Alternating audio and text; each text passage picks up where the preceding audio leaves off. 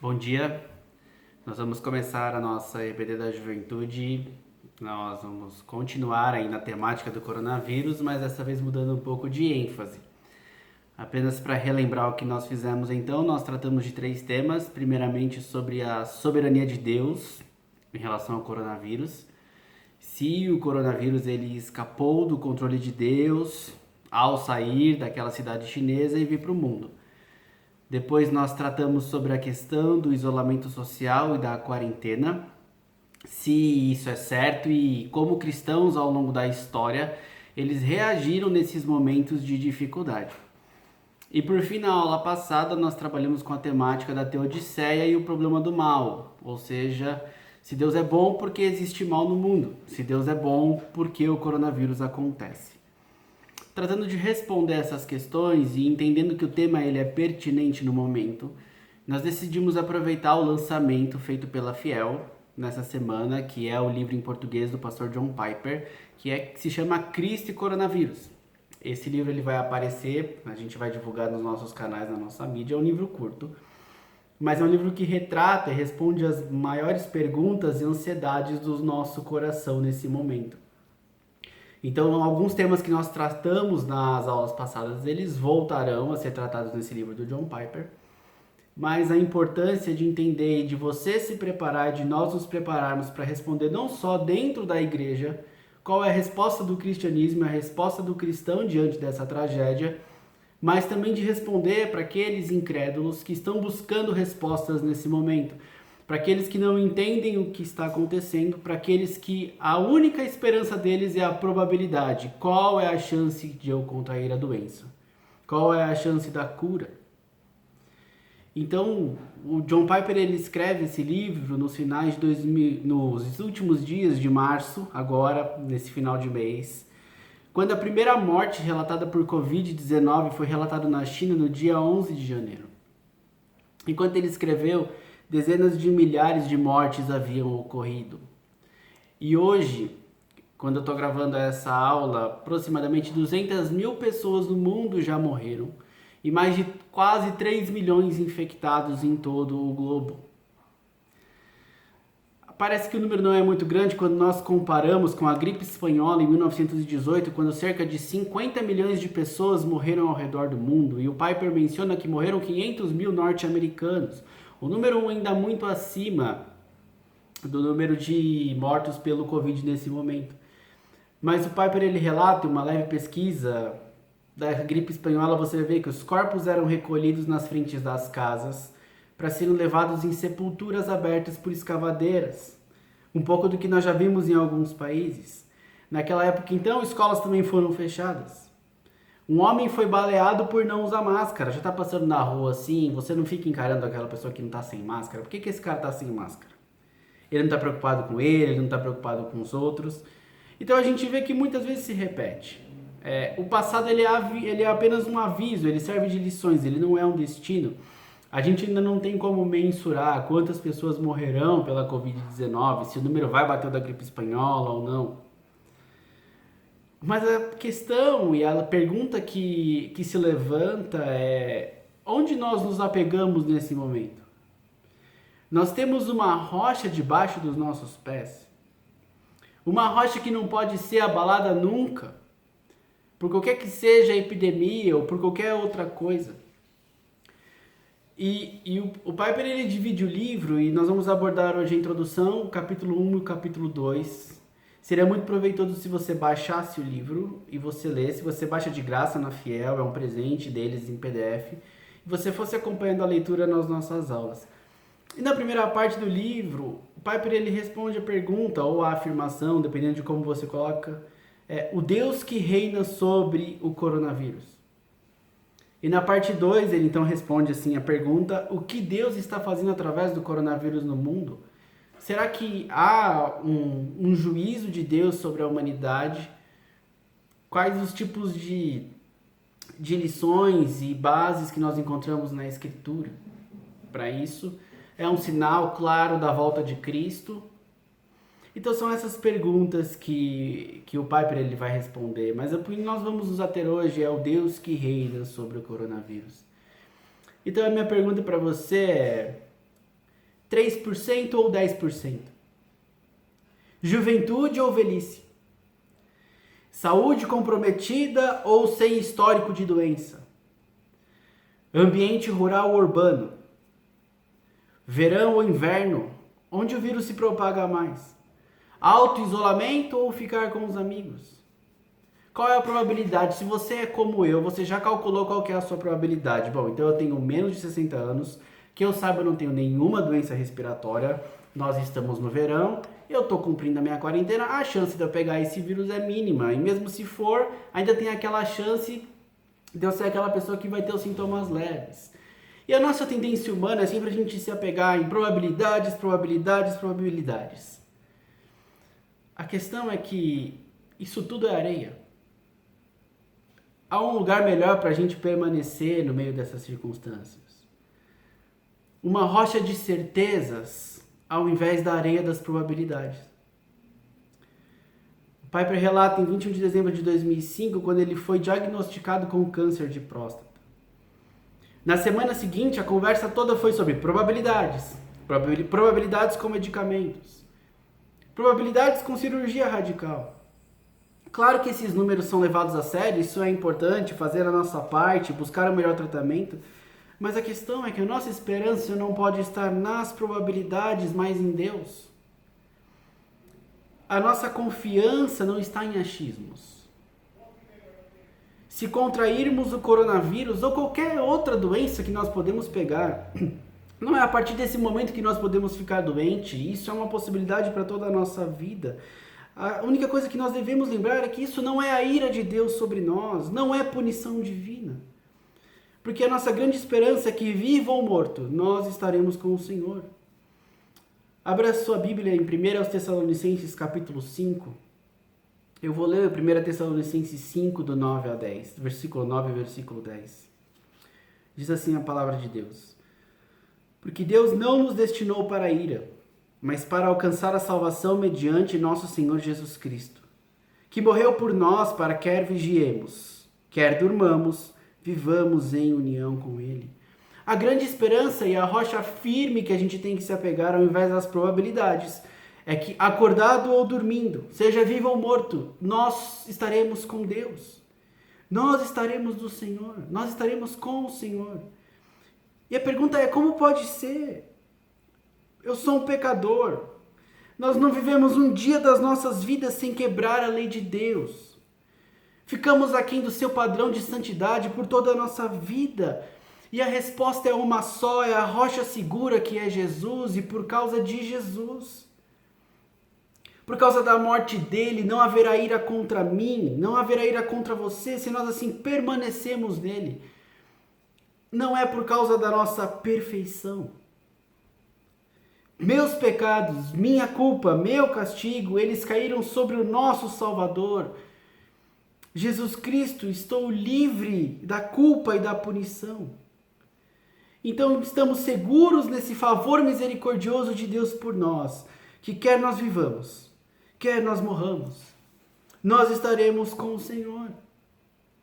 Isso é muito diferente de apostar na probabilidade do coronavírus, na probabilidade do desemprego, na probabilidade da pobreza, na probabilidade do câncer, na probabilidade de outras doenças, porque Cristo é uma rocha firme e não é frágil, não é de areia.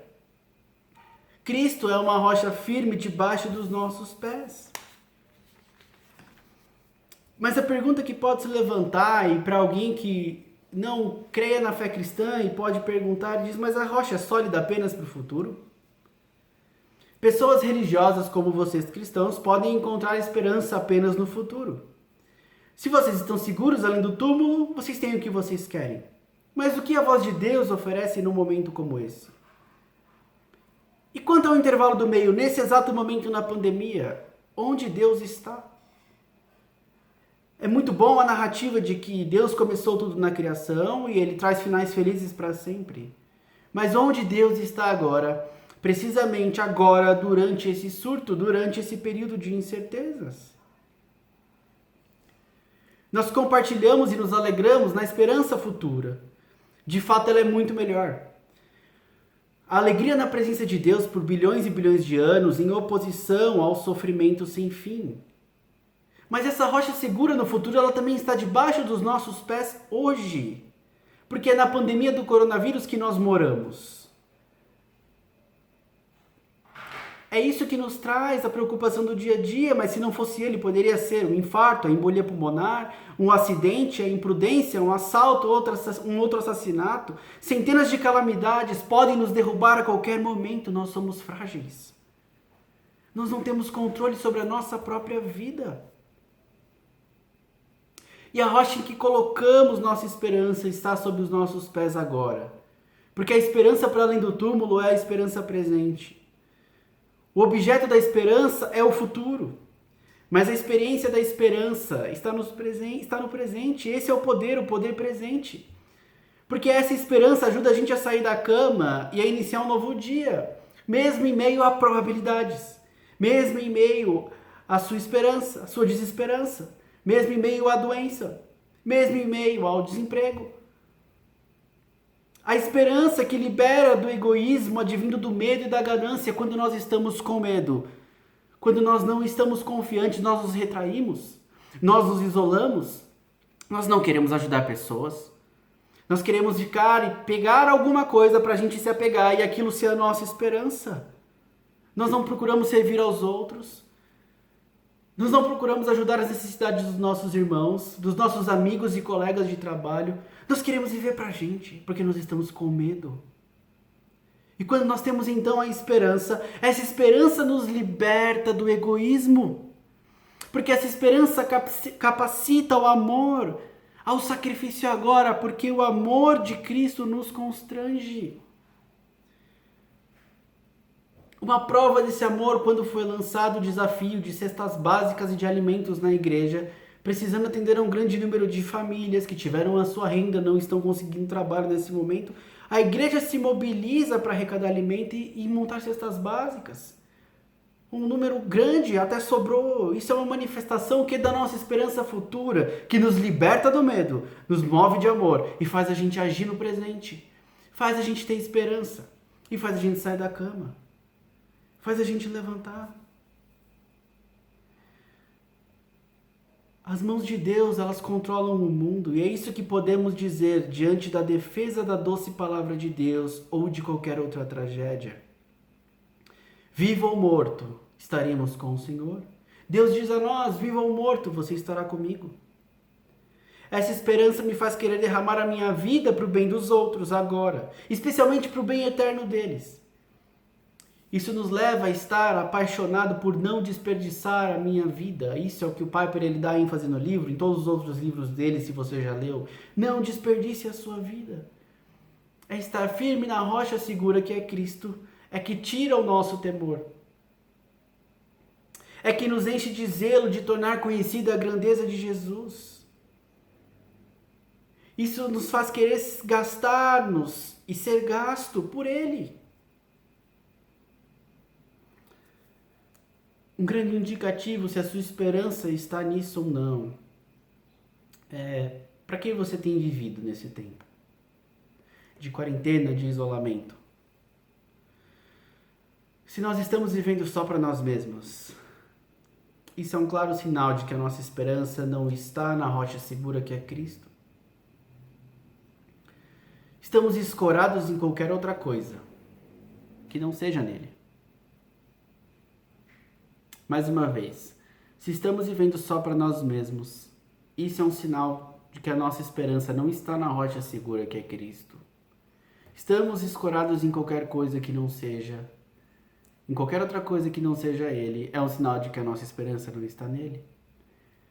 Isso normalmente se manifesta num egoísmo e numa forma de vou servir a mim mesmo, vou viver no meu próprio mundo, não vou me preocupar com os outros.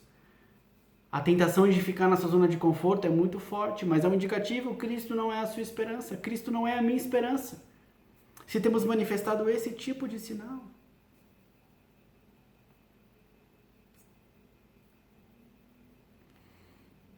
Imagina se alguém pergunta hoje para você, como está a sua saúde?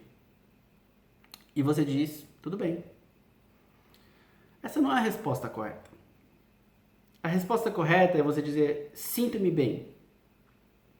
Se você perguntar para mim agora como está a sua saúde hoje, eu vou dizer, estou bem, mas eu deveria dizer, sinto-me bem. Por quê? Porque como você realmente sabe que você está bem? Como eu realmente sei que eu estou bem? Qual que é o ponto aqui? O ponto é que a principal razão pela qual nós não devemos dizer eu estou bem é que somente Deus decide se eu estou bem ou não agora. Dizer eu estou bem quando você não sabe se está bem, não controla se está bem, é como você dizer amanhã eu vou para São Paulo e vou resolver uns negócios e vou obter lucro. Quando você não sabe se vai acordar vivo, nem se vai estar negociando em São Paulo. Mas não é isso que Tiago capítulo 4 nos diz? Abra sua Bíblia em Tiago capítulo 4.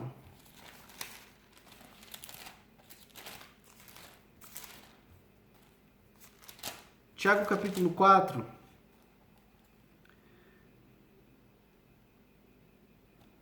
Verso 13 ao verso 15.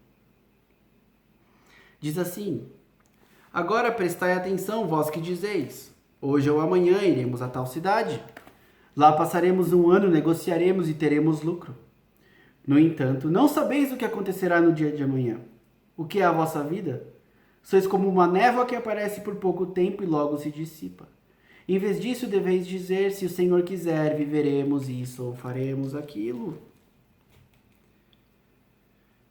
A rocha que permanecemos é a rocha da ação de Deus no mundo, hoje e para sempre.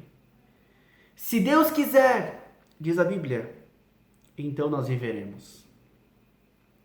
Não é vivendo ou morrendo estaremos com o Senhor apenas, mas também Deus decide se você viverá ou morrerá hoje.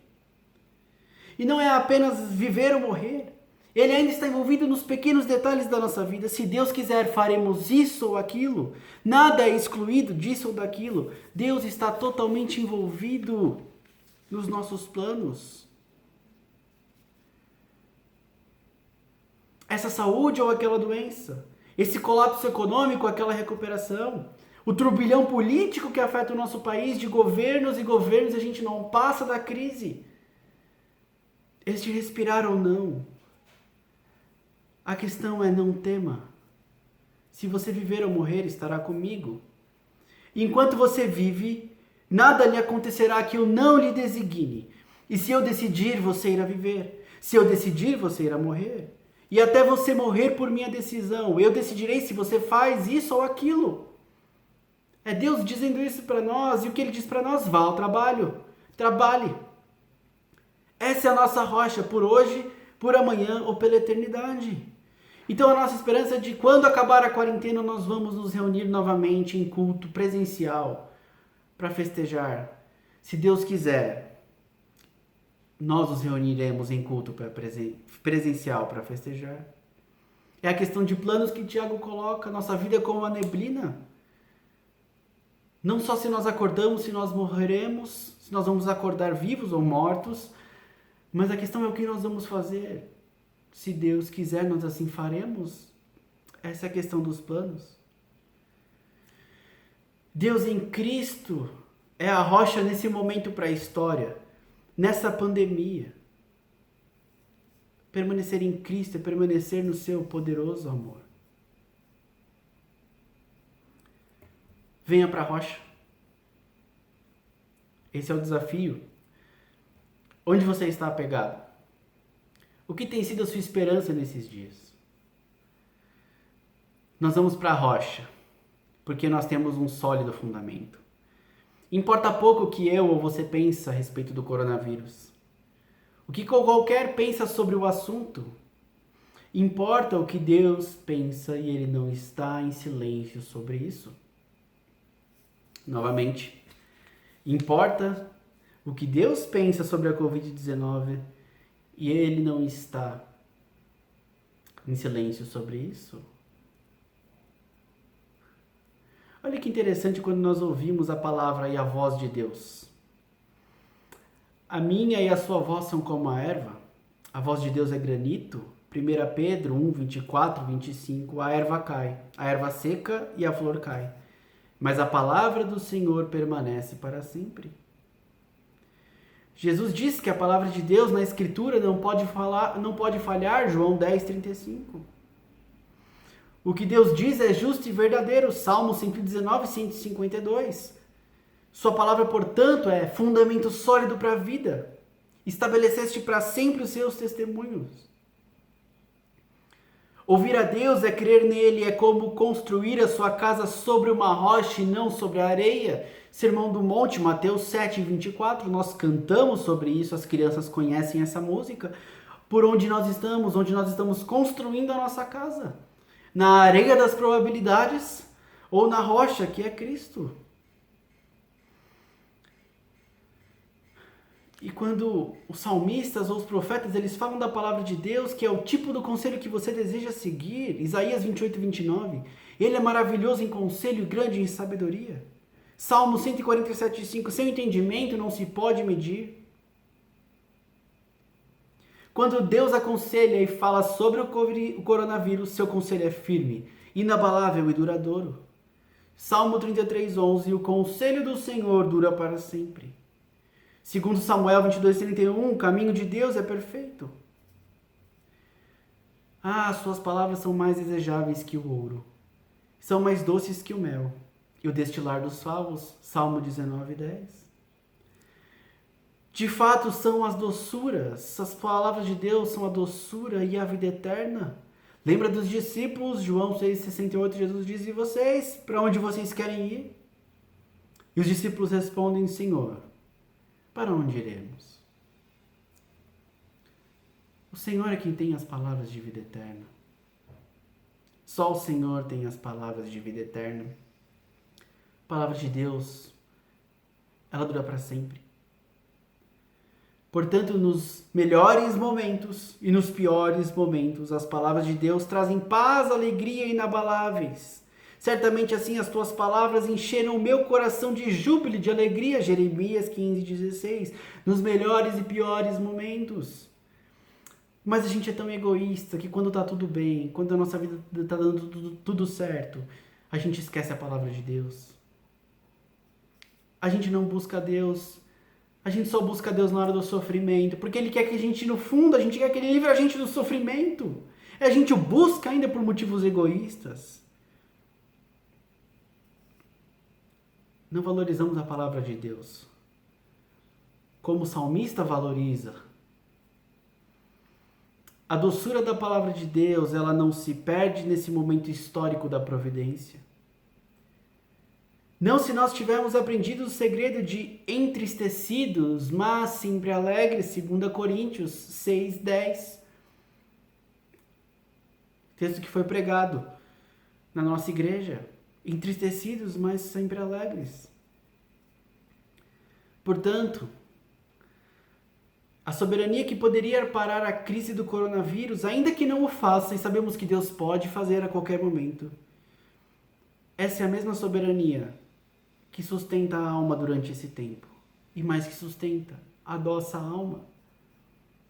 É a rocha segura que é Jesus Cristo. Mas como você sabe? A fé bíblica não é um salto no escuro. Não, a visão bíblica não, a fé não é um salto no escuro. É assegurada e bem fundamentada.